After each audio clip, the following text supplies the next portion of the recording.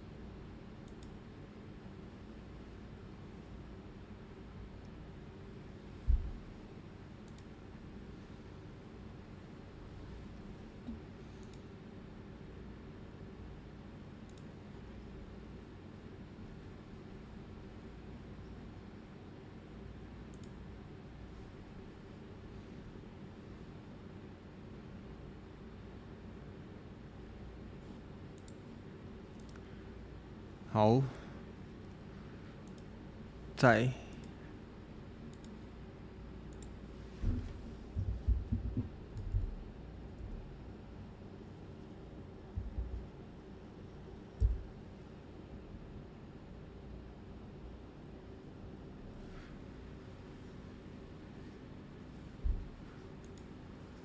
大家听得到吗？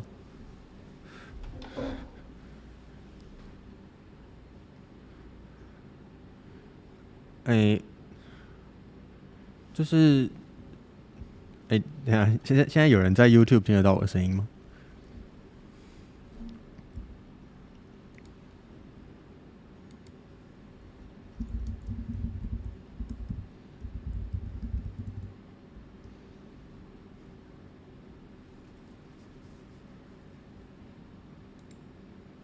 ？YouTube 没有声音吗？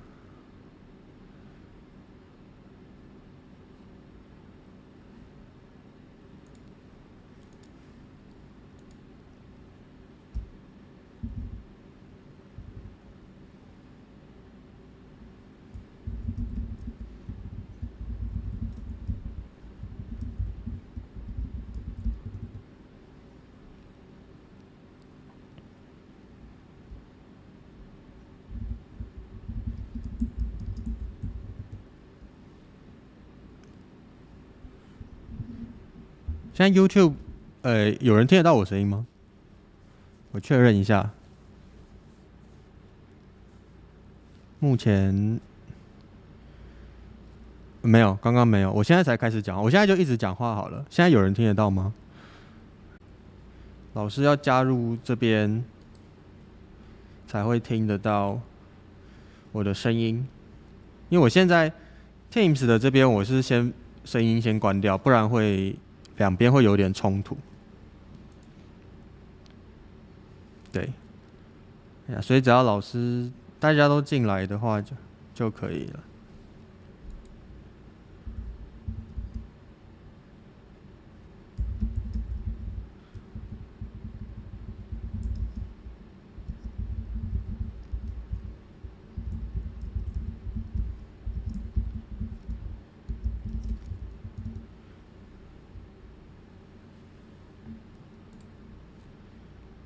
好，那看一下哦。这个有一个麻烦的地方，就是我在 YouTube 看不到大家都进来了没有？对，有。那现在因为我目前看 YouTube 这边是只有8个人，所以应该会有十几个，13个，应该会有13个人。现在9个。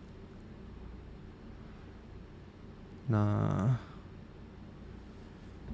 好，我再传一次 YouTube 的连结，大家就帮我点进去就可以。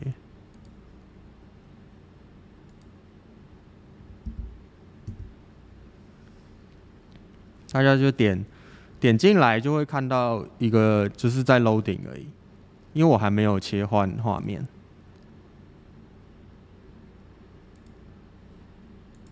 好，那声音还大小可以吗？我可以调整一下，我不知道这样子的声音是不是太大或太小。如果觉得太或不清楚的话，可以就你们直接讲话，或者是就是你们用 Teams 讲话，或者是用那个聊天室，我都是看得到，我也听得到的。所以你们想要直接问问题啊，或者是我看到大家的那个讯息了。对，现在我就是老师他们进来了吗？施老师、郭老师。OK， 谢谢大家。对啊，如果有什么就是中断的话，就马上跟我讲，或者是什么你没有听清楚，然后想要对对对对，没有错。现在因为我还没有切换了，我等大家进来，然后我就开始，我就会切换了。对，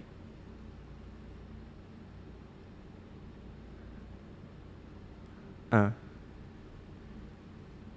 对对对。啊，然后那个如果有没有戴耳机的，可能要麻烦戴一下耳机。对，因为这样我会听到我自己的回音。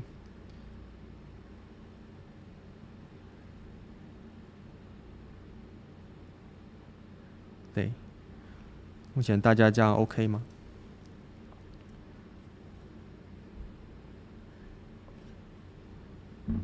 没有耳机吗？好，那我想一下啊。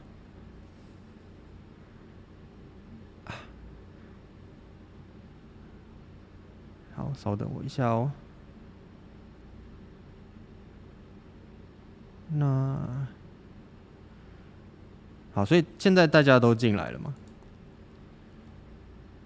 大家都进来了啊，那我就开始了。我 Teams 这边因为避免那个回音，我 Teams 这边我会先把这边关掉。那有什么问题大家就打字跟我讲。好，这样可以吗？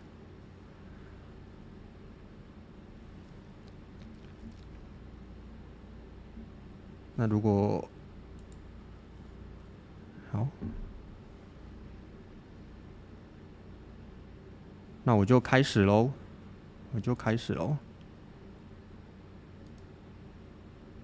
好，我先切换成就是另外一个画面，那大家帮我看一下。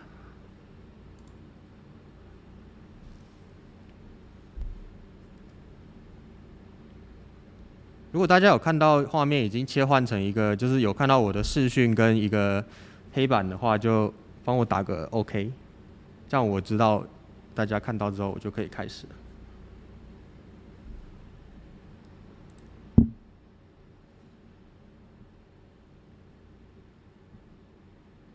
有有 OK， 好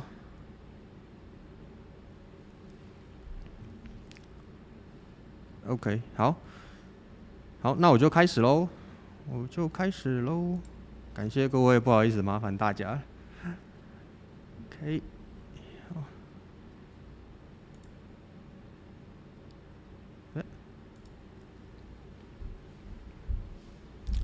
好，有看到，应该有看到那个 slide 了，是吧？我确认一下。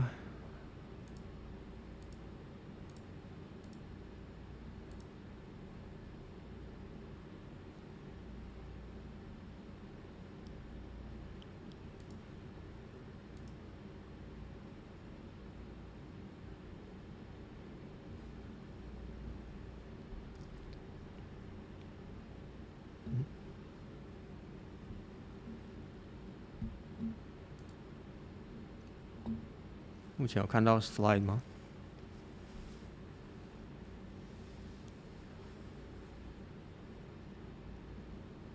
没有投影片。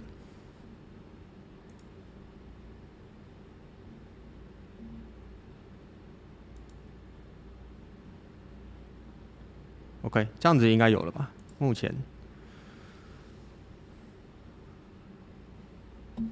好，有，我这边自己看到有了。有吗？有看到吗？有看到的话打个 OK。现在应该有了。好，No， 有了。好，太好了，不好意思。好，那我就开始喽。OK。Hello everyone. So good morning, afternoon, evening. So thanks for coming and watching the seminar stream. So today I want to share with you the paper published on Nature, and the title is Adaptive Immunity Induces Mutualism Between Commensal Eukaryotes. So this paper is about how the host immunity interact with the microbiota. So specifically, they more focus on the antibody and fungi. So the first author is Kila Ost from University of Utah, and I'm today's speaker, Lin-Ze Mao. Okay, so why we need to know the knowledge in this field? So let's see a comic. So here we have two good friends, society and scientist. So they are very good friends, and the society friend like to ask questions. So here you see this, why do you work on this? The society asks. So basic research is very important, the scientist reply. Yes, I know, but why not just making the drug can cure all the disease, or just give me some Spider-Man? The society keep asking, so the basic research is really important. The scientists can just reply like this. So I think everyone have been asked all the time that why you study this, why we study this project. So sometimes it's very hard to say, but we can say that without the basic research, without the basic science, we won't develop anything. But a lot of things comes from the knowledge of basic science, but you just need just take time to see the result. Okay, so that's back to the topic. So the neighbor in our body. So who's the neighbor in our body? We call them the microbiota. The microbiota, which contains tons of different microorganisms in our gut, so including the bacteria, and virus, the parasites, and fungi, etc. So actually, you might surprise if we count how much the cell compose the microbiota. So actually, they might be more than the host cell. So we can almost say there is another people living in our body. So if you want to know more detail about how our life living, the microbiota must be included. And another important thing about this neighbor is because, like right now, we wear masks, we wear glasses, and we try to not cut ourselves. We try to prevent the pathogens, right? But I wonder whether you ever think there's one thing we have to put the foreign things into our body. So that's the food, because we have to eat food, and that will come into your gut. So this make your body contact to the foreign things. So the microbiota is the first line attached to them. So it related to a lot of immune response. So it's very important. Okay. So before we start looking at the paper, so some background knowledge we need to know first, and it will help us to understand more and help us more clearly for the rest of the result. So let's take a look. Okay, so first let's introduce the main character in the microbiota side. So like I said before, the microbiota contains so many different microorganisms, but it is not easy to study all of them at the same time. So today, in this paper, we focus on the Candida family, especially the Candida albicans. So I will call the albicans for the rest of the slide just to make a brief abbreviation. Okay, so the albicans. So why albicans? So albican is one of the most common member of the human gut. So it can be found in 60% of adults, and most of the time they are harmless. But interestingly, it becomes a very serious issue when they are in the immunocompromised people or when you are very sick. So the albicans will cause a very common disease called inflammatory bowel disease, and for some patient it will cause to death, and for some other case it will make your gut feel really bad. And it is the most common hospital-acquired fungi pathogens. So which means you go to see the doctor because some other disease, but you just accidentally touched the Candida albicans and you didn't wash your hands, and you got infected by the albicans and you got another disease. So this one is pretty important because it costs a lot of money that if you like the government health insurance, so it got maybe 10%, so it's a very quite important topic. Okay, so like the other fungi, the albicans have two major morphology, so like the picture. So right now you can see there's, from the left side there's a yeast form, and another one is the hyphae form, or you can call the filamentous cells. So right now we just keep in mind because these two form is very important for this paper. So the left one, the round shape is the yeast form, and the right one, you have see the a longer shape is the hyphae form. Okay, so that's the introduction for the Candida albicans. Okay, so time to introduce another main character in the host side, the antibody.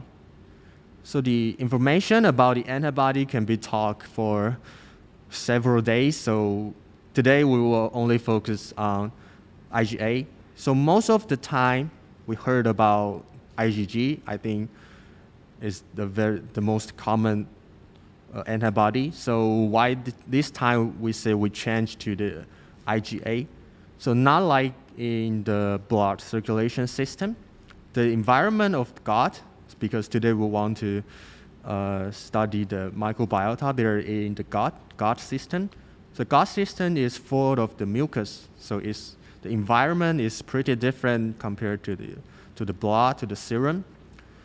So the antibody also needs some change to fit more in the gut. So as you see, you just see by the structure is already pretty different.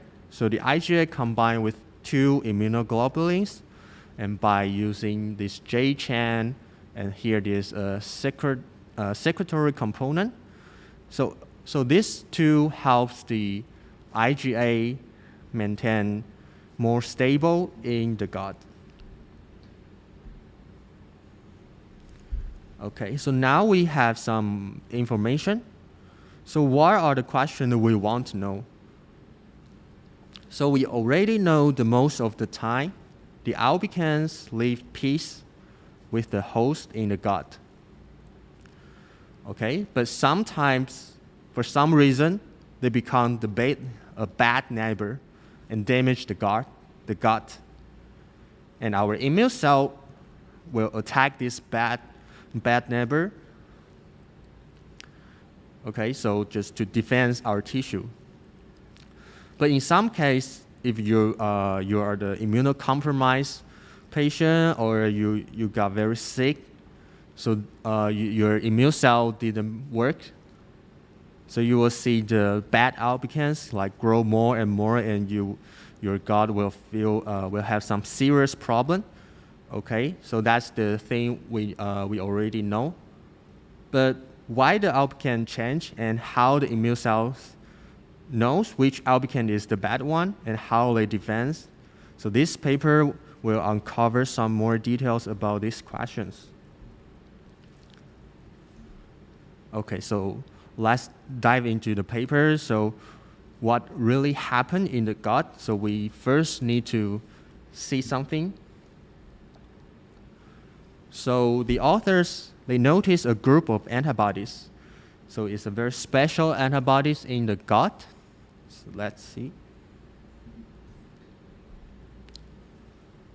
Okay, so in human fecal, they found, sorry. In human fecal, they found a group of IgA against the Candida family. So it will always exist no matter you are the healthy or you have the Crohn's disease. Crohn's disease is one of the inflammatory bowel disease. So no matter you are the healthy people or you are the sick people with your gut, you will always find this IgA against to the Candida family. So the fecal is the poop. So they collect they purify the IgA from the poop. So you can find like different subpopulation of IgA. For example, one is they can recognize the albicans, and some of them can always recognize. This one is another Candida family called Tropicalis. But here they found one thing is, so for the Cerevisiae, so the Saccharomyces cerevisiae is I think the most well-known yeast. So for this one, there's much less IgA response to the Cerevisiae. Okay, so that means so what are these IgA do, and what are they really exist? So they try to see whether this Candida family really induce the IgA production. So they use the germ-free mice. So the germ-free mice is the mice without the microbiota. So their gut is very clean, there is nothing inside. So they do the mono-induce, which means they transfer only the albicans into the mice gut. So right now is the only neighbor in the gut. So the rest of the immune response might just because you put the albican in there. So they put the Cerevisiae, the black one, and the albican, and they do the experiment test. So they test how the IgA increase or not. So when you induce the albican into the germ-free mice, you can see the IgA increase, the red one, and you can see the IgA plasma cell also increase, and the germinal center B cell also increase in the albican-induced mice. So these are all related to the IgA.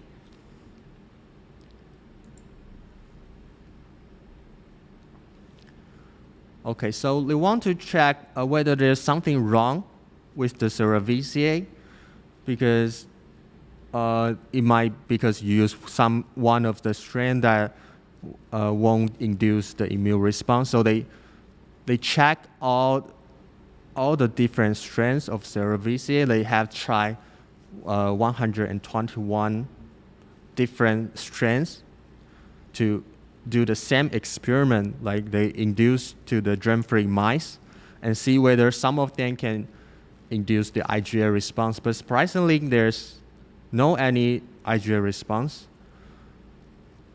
So it means this one, our immune system won't think they are harmless, or won't think they are harmful, or something else. We're not sure here.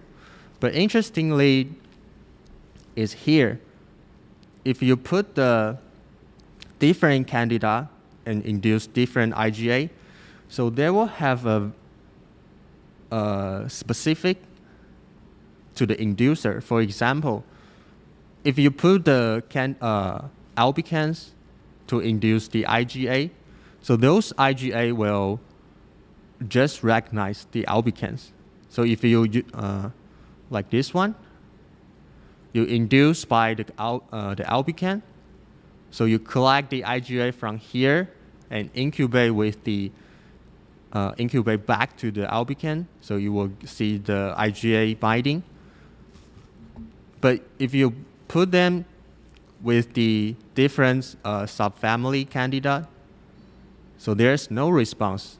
And this one is is you induce with the CG. So that's the same experiment, just induced by different candidate family.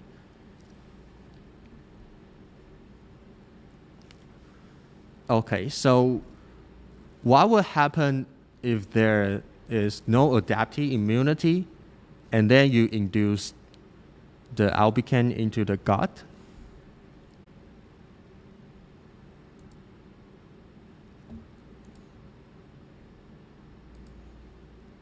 刚刚好像断线了，现在应该又恢复了。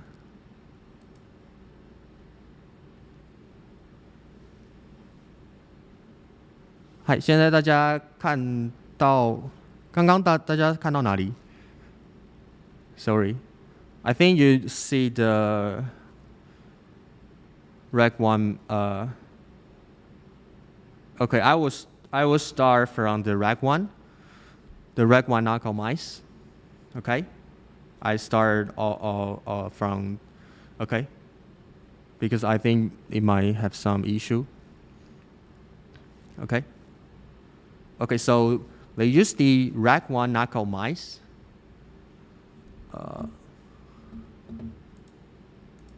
So they use the RAC1 knockout mice. The RAC1 knockout mice is the mice without the T cell and B cell. So we can observe when we induce the albican in the gut, but without the adaptive immunity.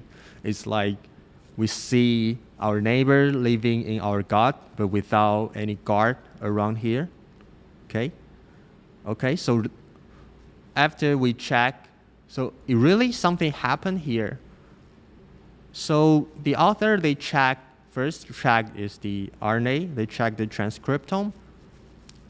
So there's, and also do some analysis. So you will see, so all the RNA change is related to the one here is related to the yeast to hyphae transition, which means they are all regulate like this RNA change. They are most of them are related to the yeast change to hyphae.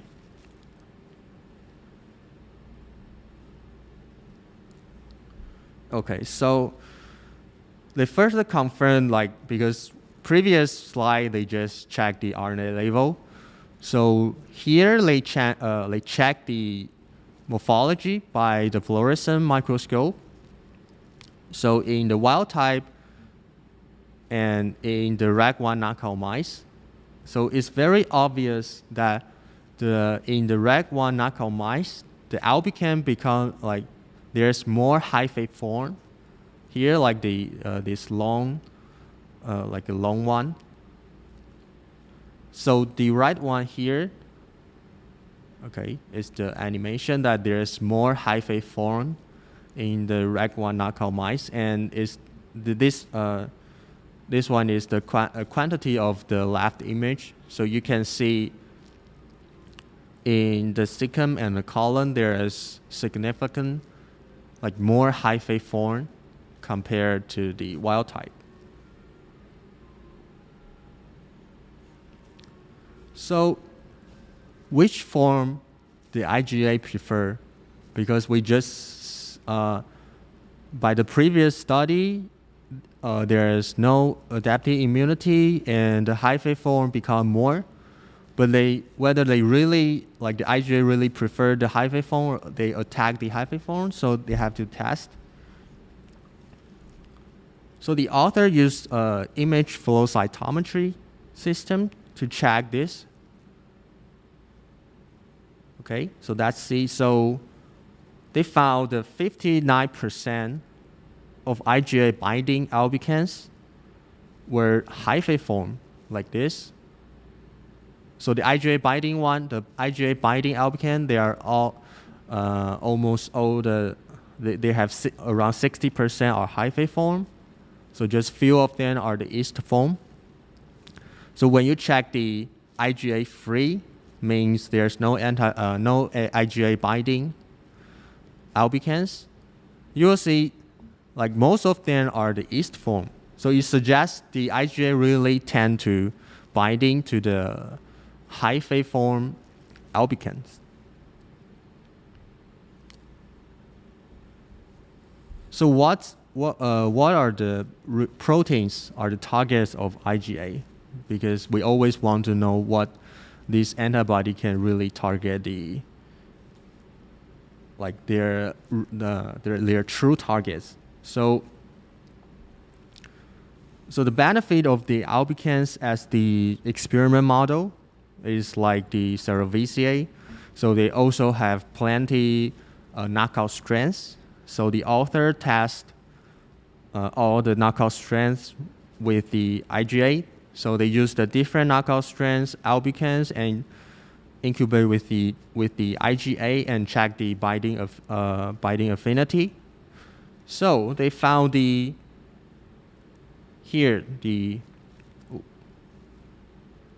they found the IgA binding affinity significantly reduced in the AHR1 knockout strengths here.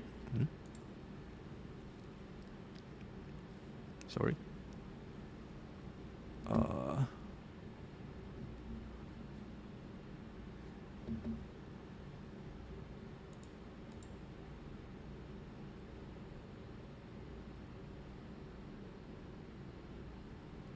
Okay, I just, we lost the cursor. Okay, right now we have the cursor back. So for the other one, they are all related to the cell adhesion or the biofilm formation or the filamentous growth. So all this suggests the IgA target gene is related to the cell adhesion or the hyphae form growth transition. So it corresponds to the previous data.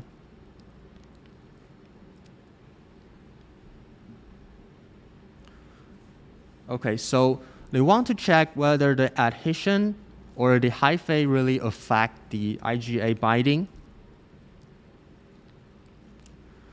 So to do that, they have to find a way to control the form of Candida albicans.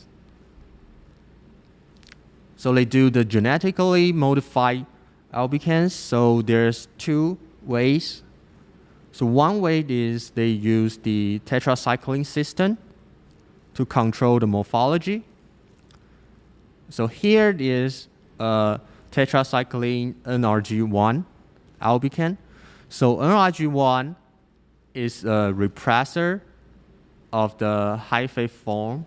So for example, here the NRG albicans, they will keep express the NRG. So in this one, it cannot change to the hyphae form. But when you treat with the tetracycline, so the NRG will be repressed. So now they can change to the hyphae form. So if you see the microscope image, so this one, like only when you treat the tetracycline, they will all become the hyphae form. Okay, so there's another one that we talked before, because there are many of the knockout strands. So they use the AHR1 knockout strands. So this AHR1, what they do is they didn't change whether they become the hyphae form or the yeast form. But here, because the AHR1 is knockout, so they cannot attach to the gut surface. Okay, so they use these two genetically modified albicans and do the same experiment. So they put it back to the germ-free mice and see what would happen to the IgA production.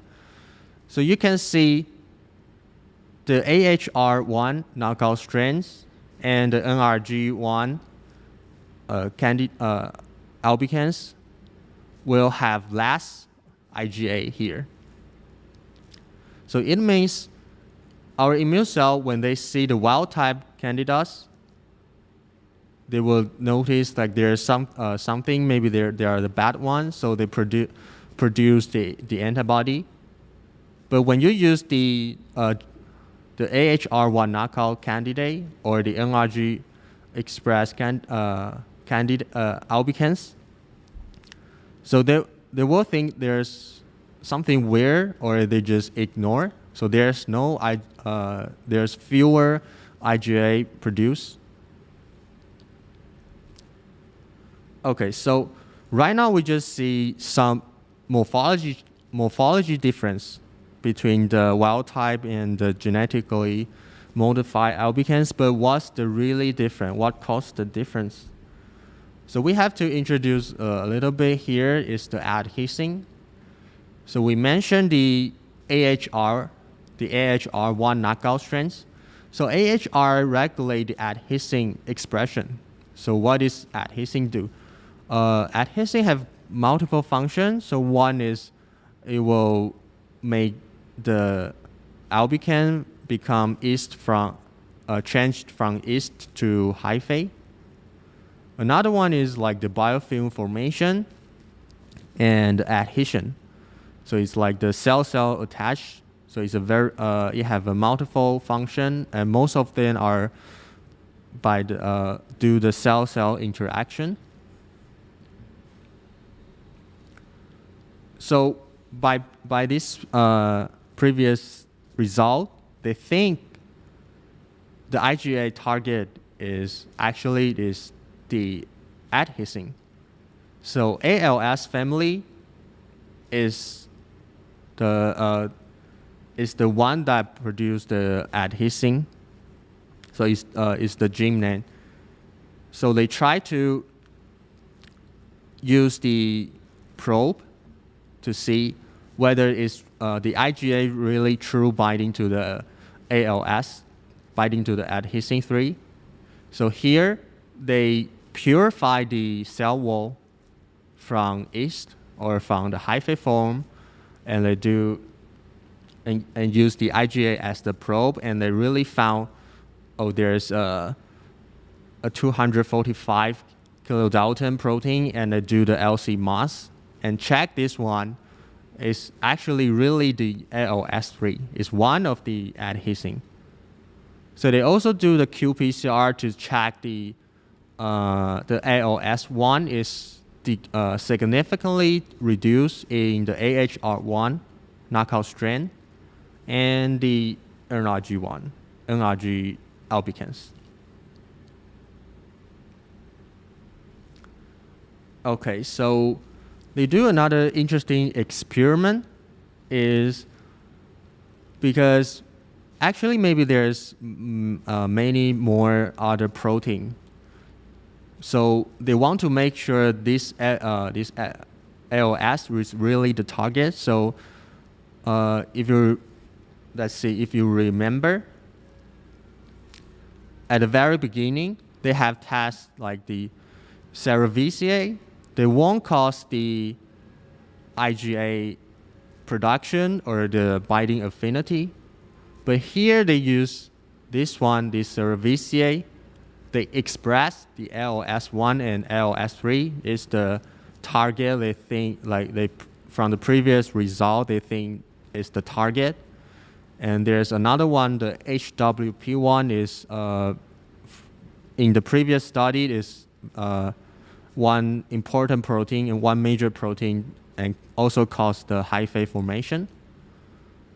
So they put this kind of cerevisiae and incubate with the IgA, so they can respond. They can binding.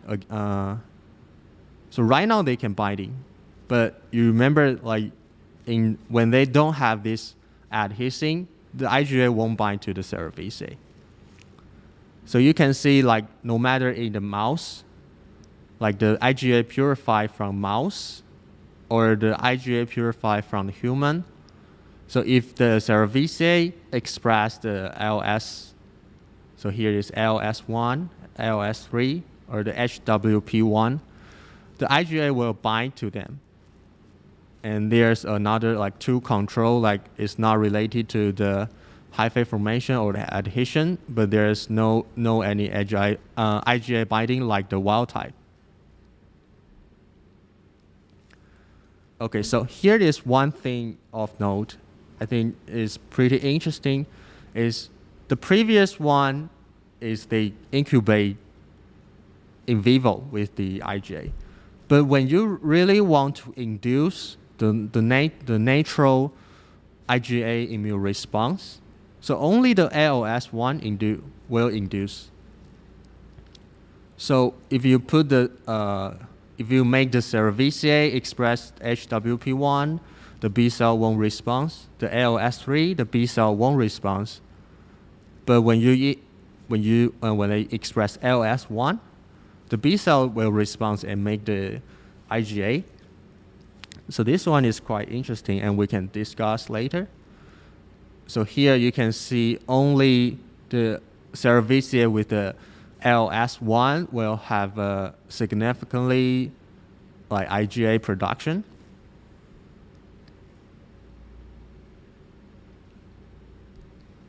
Okay. So we right now we kind of figure out what happened between the albicans and our immune system. So what about the albican themselves? Because right now we know they have different form. They have yeast form and hyphae form. So what happened between these two? So they do the experiment. So they put because right now we know in the wild type mice, the germ-free mice, if you grow them, so there will be more, in the REC1 knockout mice, there will be more hyphae form, and will be more, in the wild type, there will be more yeast form. So they put them together.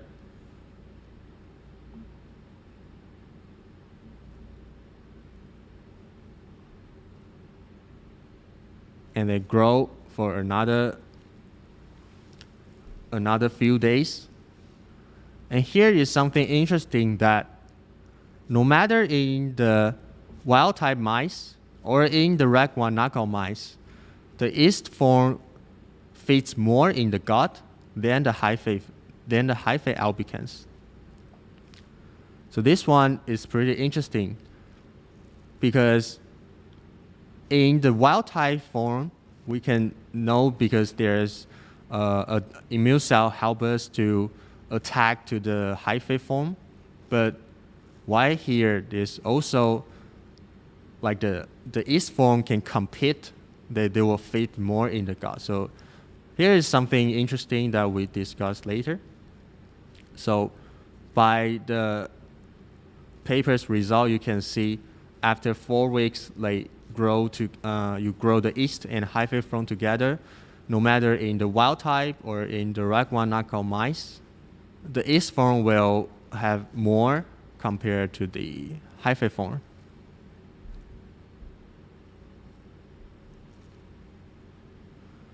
Okay, so previous they found the target, they think, the IgA target, so they also want to try to do the fitness experiment like the previous one. So they put the wild type albicans, and this one is the one that will keep express the LS3. So it's the one of the IgA target. So they grow in the wild type mice and few days, and you will see the wild type also have the fitness competition. They will compete they will grow more well compared to the LS3 albicans. Okay. So right now they want to really check the, like how the tissue damage, like we said before, the inflammatory bowel disease, because they will also combine with the tissue damage. So whether the hyphae form or the yeast form, which one will cause the tissue damage? So here you see if there's no Candida albicans, the tissue will look like this, and if you put some wild type, or like this. And here, because it's hard to, if you're not a professional, a doctor, maybe it's hard to see. So let's see the animation. So here, this one is the NRG one. If you remember, the albican express the NRG will keep in yeast form. So this yeast form won't harm the tissue. You can see here is the quantified number to this picture. So because they are in the yeast form, so they cannot hurt your tissue. But if you give them the tetracycline, so right now there's no NRG, so it will become the yeast shape, the hyphae shape, and now they can make more tissue damage. So you can see the score are increased, and you can see there's more like the structure difference here.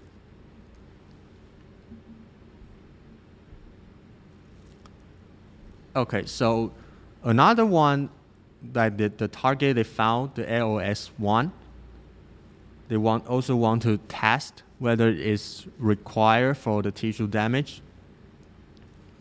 So let's see the animation first.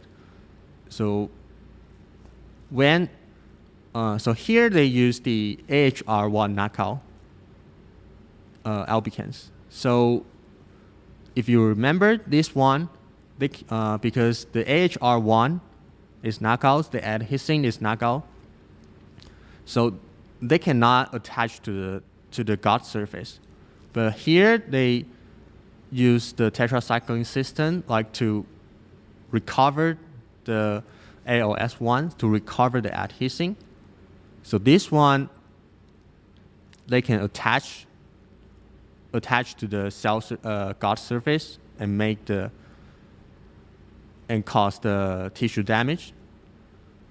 But when they not give the tetracycline, so here the AOS1 is disappear, so they cannot attach to the gut surface, and they won't cause the tissue damage.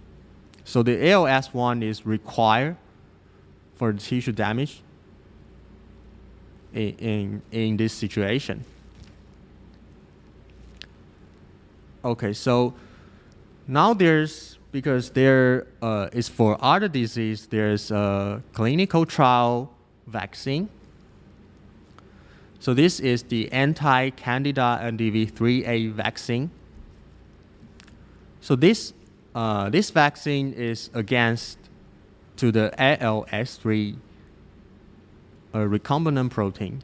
So they use this vaccine and boost and vaccinate the germ-free mice. So they have do like one shot and the second boost shot, and they check like the IgA increase more when you treat with this vaccine. So it's in our expect, because like you inject the other vaccine, you will have more antibody in your immune system. So here is they check whether like how much is the Candida if you are vaccination. So you can also see the albican reduce in the vaccine mice. And here is an interesting thing is they check the ALS3 and ALS1, the expression. So here they say the ALS1 is much less in the vaccine mice, but you have to remember this vaccine is made against to the ALS3, not the ALS1. So here is an interesting point. Okay, so of course they want to check whether it can prevent the tissue damage. So they think in the vaccine mice it will help a little bit to prevent the tissue damage. Okay, so that's all the data they have. So I'm wondering whether you understand. So you might feel like, okay, so this is why. Now I totally understand. But actually, you understand nothing. Okay, so let's make a summary. So I think I have made a before. So right now is the after this paper. So what we know. So actually from the beginning, we just know there's a Candida albicans, and sometimes they live like good in our gut and won't cause the cell damage, but sometimes they will become bad. So right now we know the bad one more tend to become the hyphae form, and the most importantly is they express the ALS1 and ALS3, and it's also our the IgA target. So before this study, we just know we don't know there's a ALS1 that will cause the cell damage, and our antibody can act against this. So another thing is, if you put the hyphae form and ist form together, and you grow them together, so something will happen is the ist form will fit more, they will grow more in your gut. Okay, so yeah, that's quite simple. So after like right now we have talked almost 1 hour, and I can just summary in 2 minutes. Yeah, so it's just like simple, but it's a very complicated experiment, and I just talk because they do. Oh, okay.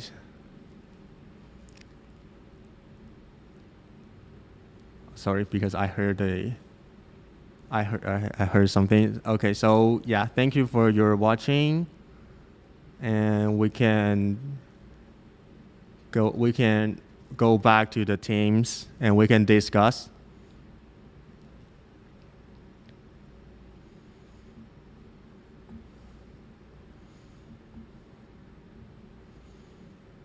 Okay, then I will cut this.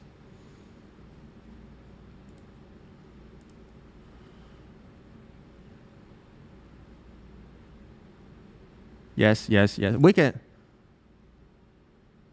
对，是。